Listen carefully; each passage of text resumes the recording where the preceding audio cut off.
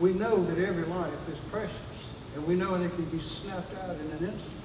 So we must protect life. The question before us is, where does that protection begin? At what age? I think certainly, if we think, everyone thinks, that protection certainly must begin when a heartbeat is detectable of that baby. So we're making great progress. Thank you all. Stay strong. And when this bill gets to my desk, I will sign it. Thank you.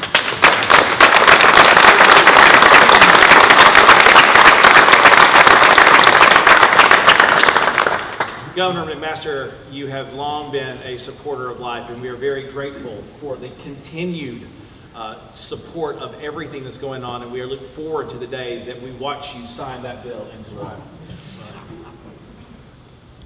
The voices of the unborn that have been silenced by abortion are haunting. They speak to us, though. They've spoken to me for a number of years. The voices have been heard by more and more legislators and more people of this state until we have reached a point this year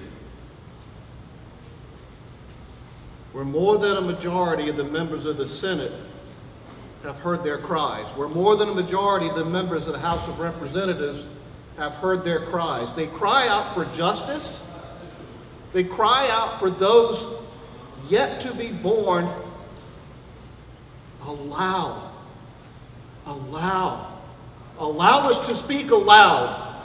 Allow us to live our lives. Allow us to be free. Allow us to live in a state that values life. We've heard those cries, and we will act upon those this year.